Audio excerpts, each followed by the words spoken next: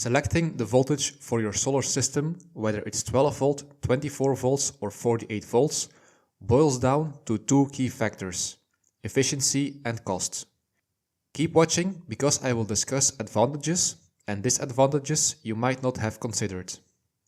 And for those particularly interested in RV systems, you will find my recommendations later in this video, as RV setups have their own unique requirements.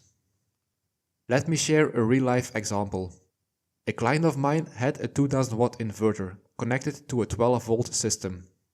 He was initially set on keeping this 2000 watt 12 volt inverter, but I advised him to switch to a 24 volt system.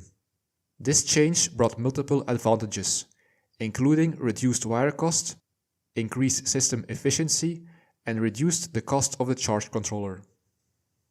Let's first dive into my recommendations for pairing inverter sizes with the appropriate battery voltage. While these suggestions might initially seem surprising, I will explain the reasoning behind them. For 12 volt systems, I recommend inverters up to 1000 watts. For 24 volt systems, go up to 2 kilowatts. And for 48 volt systems, you can consider inverters up to 5 kilowatts. You might wonder why there's a specific limit for each inverter size. The key factor here is the current. These inverter sizes keep the current under 100 amps, which gives us many benefits, which I will discuss next. Let's talk about wire costs, which are crucial to your system's overall expense. You might come across a 12 volt 3000 watt inverter on the market, but that doesn't mean it's a good purchase. Here's why. A 12 volt 3000 watt inverter draws 250 amps. Then, multiplied by a safety factor of 125%, we become 312 amps. For such a setup, you would need a 2-aught gauge copper welding wire, which would cost you $114. However, if you opt for a system with a higher voltage, say 48 volts, your wire requirements and costs decrease significantly. Let's do the calculation for a 3000 watt inverter on a 48 volt system. You would need a 6 gauge wire, which will cost you $36. This can cut your wire cost by nearly 75%. Just because you can purchase a 12 volt 3000 watt inverter doesn't mean you should. I made a video about this topic, so for a more in-depth explanation, watch that video after this one. Another significant aspect to consider is the cost of the charge controller, which varies based on your system's voltage. Let's take a scenario where you have 1000 watts of solar power. For a 12 volt system, you would require a 70 amp charge controller.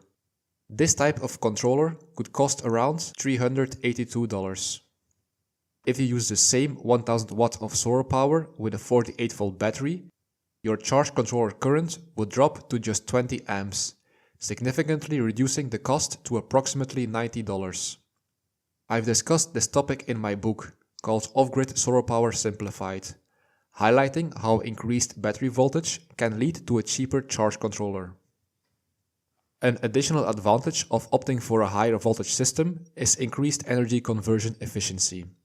Systems with an MPPT and inverters are more efficient at higher voltages. This is because they don't have to work as hard to boost the voltage to or from 12 volts. The closer alignment between the solar panel's voltage, inverter AC output, and the battery bank voltage enhances overall efficiency. For instance, a 12 volt Victron inverter operates at a maximum efficiency of 93%, while a 48 volt inverter can reach up to 96% efficiency. Stick with me because I will discuss the disadvantages of increasing the voltage soon. Voltage sag occurs when you draw too much current from a small battery. This drop in voltage is due to the battery's internal resistance and occurs more in batteries with higher internal resistance like lead acid. The inverter can shut down when the voltage drops because it has reached the low voltage cutoff. Higher voltage systems draw less current and will reduce the voltage sag. Another method is ensuring the battery is correctly sized according to the C rate. A 12 volt 100 amp hour lithium battery has a C rate of 1 and can draw 100 amps. A 12 volt 100 amp hour lead acid battery has a C rate of 0.2, which should only draw 20 amps. Check my video about C rate for more details. Let's address a common misconception about batteries and voltage. Some may think that increasing battery voltage results in decreased power. However, this isn't the case. To illustrate, let's compare the power capacity of different batteries. 4 12 volt 100 amp hour batteries hold the same energy as two 24 volt 100 amp hour batteries and one 48 volt 100 amp hour server rack. Essentially, all these batteries have equivalent energy capacity. If we arrange these batteries in a series configuration to reach 48 volts, the maximum current that can be drawn from these batteries is 100 amps. It's best to limit the amount of batteries in series for balancing purposes. Choose a 48 volt server rack and place more of them in parallel to increase its current delivery. While the advantages of higher voltage systems in solar power are numerous, it's also important to consider the potential disadvantages. The first drawback concerns systems with 12 volt loads. If your setup includes devices that run on 12 volt, like lights and a pump, but you have a 24 volt or 48 volt battery, you will require a 12 volt converter. These converters are typically around 90% efficient, but they are essential to ensure your 12 volt appliances can function correctly with higher voltage systems. The second disadvantage is more relevant to RV solar systems. To mitigate shading effects on solar panels, it's recommended to wire them in parallel. But for effective charging, the combined voltage of the panels should exceed the battery voltage by at least 5 volts. In a parallel setup, achieving this voltage can be challenging. Therefore, for a 24 volt battery, you may need to wire two solar panels in series first, and then connect them in parallel to surpass the required 24 volts. Another aspect to consider is safety with 48 volt systems. Higher voltages can pose a risk of electric shock, so caution is needed when installing or maintaining these systems. There is less risk with 24 volt or 12 volt systems. As we transition to discussing recommendations for RV systems, I would love to hear from you. Have you faced any challenges with your current solar setup? Share your experiences or questions in the comments below. Your insights and questions is what fuels the making of these videos. As we come near the end of the video, let's focus on recommendations for RV solar systems. I recommend using inverters up to 1500 watts if opting for a 12 volt setup. This size is sufficient for most RV applications, providing enough power for typical appliances and devices used in an RV setting.